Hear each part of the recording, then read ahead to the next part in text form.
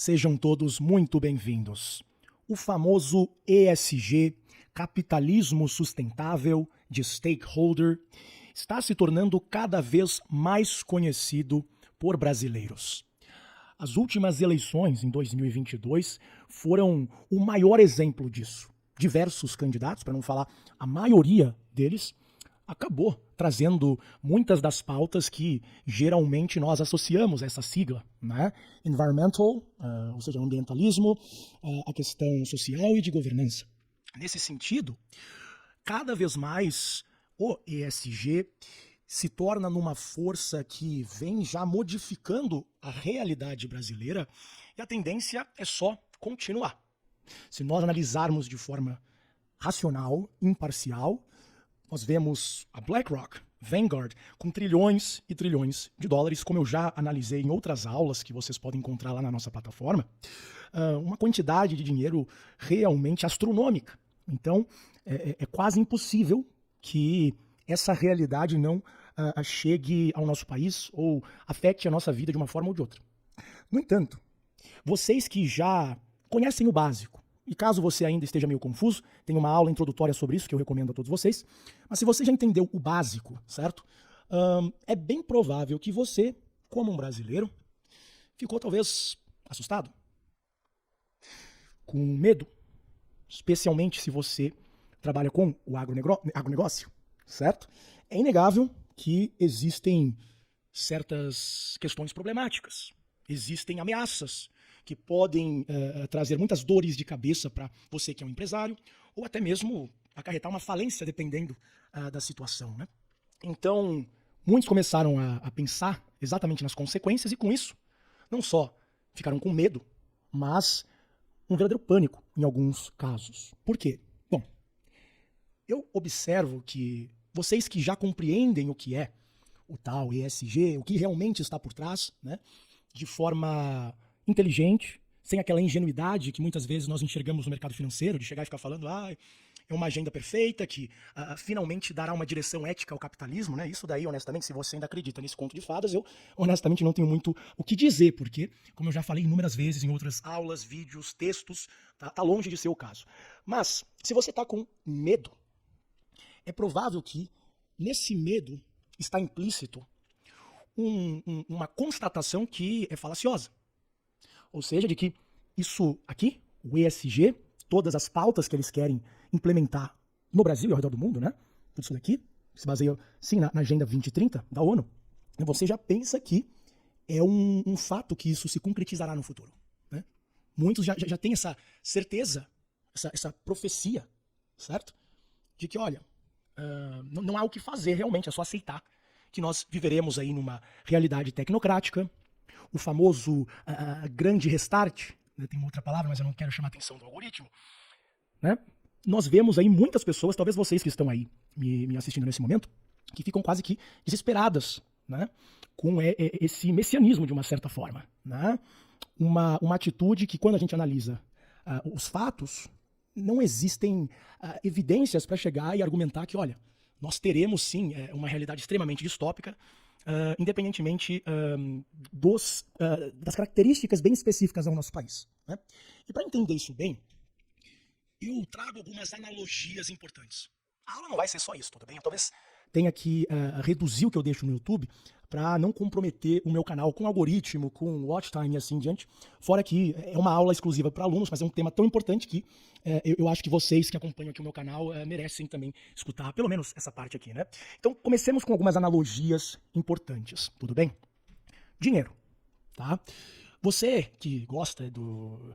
Eu não vou falar nomes específicos para não causar nenhuma mágoa, mas você que gosta de economia, de investimento, talvez você tenha escutado a frase alquimia na finança, certo?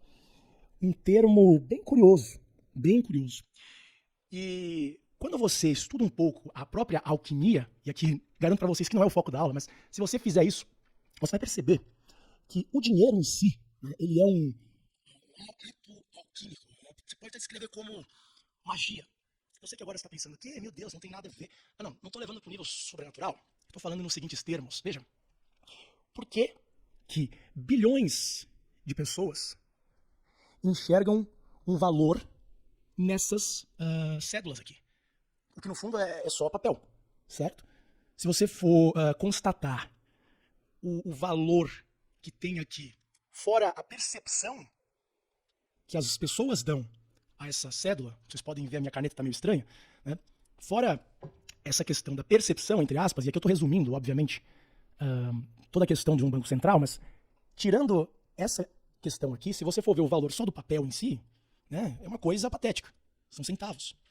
Então, quando você para pensar, a alquimia, ela está nesse sentido, certo? A magia, ela acontece nessa, vamos assim dizer, manipulação da realidade, na persuasão, no convencimento de tantas e tantas pessoas, instituições, políticos, que enxergam um valor enorme num pedaço de papel. É lógico que eu estou simplificando, eu não estou vindo aqui com uma análise de um economista, não. É uma analogia para que vocês compreendam o próprio ESG. Porque essa pauta, essa narrativa, tem muitas similaridades com o próprio dólar. Mas não só, vou pegar um outro exemplo. O que é isso daqui? Sim, o cinto do seu carro. Tudo bem? Eu tenho certeza que muitos de vocês usam pensando no quê? Por que você usa? Seja sincero, tudo bem? Você pode chegar e falar assim, bom, eu sempre uso porque eu penso na minha vida, eu tenho medo de morrer. Tá, pode ser o teu caso, tá? Mas eu tenho certeza que muitos têm o quê? Medo de multa. Isso é inegável, tudo bem? É aquela experiência de que em qualquer esquina pode ter um Detran, um DSV e te multar, certo? E aí tem toda aquela burocracia de, às vezes, ter que renovar a carta, passar ponto, entendem? A questão é, ali está o medo de que uma autoridade vai te punir, certo? Constantemente. A questão é, você sabe exatamente que ali naquela esquina terá um policial que vai te multar? Não. O sujeito, mesmo se estiver lá, ele pode estar tão distraído que nem percebe que você não está usando um cinto. Mas vejam que o princípio é o quê? É esse convencimento. Você está lá pensando ali na tua cabeça, opa, eu tenho que usar o cinto, porque senão eu vou ter que pagar uma multa, senão eu vou perder minha carta, plá, plá, plá, plá, plá, certo?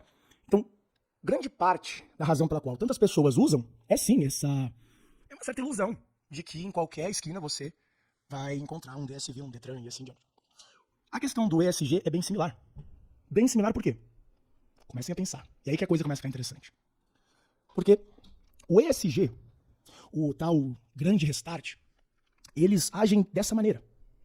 É inegável que existem, sim, riscos bem grandes para todos vocês, praticamente. Oportunidades também. Oportunidades de investir em certas ações e assim em diante. Eu não vou entrar agora nesse aspecto, mas você vê o que sai da boca desse sujeito, né? Provavelmente você fica, né, assustado. Você fala, uou, o que é isso aqui? Eu tô com medo. O sujeito parece que quer ser um novo ditador mundial, né? É uma retórica extremamente autoritária. Isso é inegável, né? Então, você pode pensar, é óbvio que eu tenho que ficar com medo, porque o sujeito quer realmente fazer isso. Agora, muitos não estão considerando que parte do poder desse sujeito e do ESG é bem similar àquele que a gente acabou de analisar, do centro de segurança. Ou seja, o medo de que lá no futuro eles podem pegar todos os seus dados, fazer um sistema de crédito social e assim em diante, tal. Essa certeza que alguns já têm que isso vai acontecer, acaba dando muito poder exatamente para essa narrativa, certo? Não significa ao mesmo tempo que você deve ignorar tudo isso daqui. O Klaus Schwab é um sujeito do bem, ele jamais faria algo errado. Não é isso. É analisar que, muitas vezes, tanto o Klaus quanto políticos, ideólogos, eles exageram na retórica para deixar as pessoas com aquela sensação de que não há mais nada que elas podem fazer. E voltando aí para algumas aulas de guerra psicológica, cognitiva, que a gente já analisou em outras circunstâncias, né? Bom, aí a gente começa a observar o uso disso. Você deixa o seu oponente, ou no mínimo as pessoas que você quer subjugar, num estado de, bom, o sujeito ele só desiste, né? Ele desiste, chega e fala assim, não há nada que ninguém pode fazer, eu só vou honestamente desistir da vida. Alguns que quase chegam a esse ponto, né? Mas não é bem assim. Não é bem assim, especialmente no Brasil, porque a nossa realidade aqui, como logo vocês entenderão, ela é bem diferente, certo? Mas até ao redor do mundo, outros países, certo? Esse poder que eles estão tentando acumular se baseia também, né, nesse medo, nesse pânico generalizado de que você comerá insetos e vai gostar bastante disso, certo? Assim, para pensar, Essas pessoas aqui do Fórum Econômico Mundial, elas têm muito dinheiro. Mesmo se elas não são inteligentes, elas podem contratar consultores e pessoas que trabalham com relações públicas para aperfeiçoar o discurso.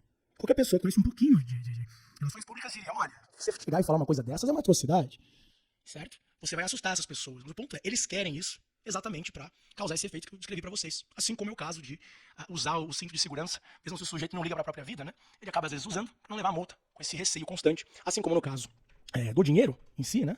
Por que as pessoas enxergam valor? Porque tem toda essa ilusão, entre aspas, né? E aí que entra a questão da magia, né? Que convence bilhões de pessoas a usarem esses pedaços de papéis, né? Como se fosse ouro. Então, o processo alquímico pode não necessariamente nesse momento transformar, vamos assim dizer, chumbo em ouro, mas transforma papel em ouro, entendem? Então vejam aí o poder de mudar a percepção das pessoas, que tem já um uso há séculos nas elites financeiras e não é diferente com essa agenda, tudo bem? Agora vamos recapitular algumas questões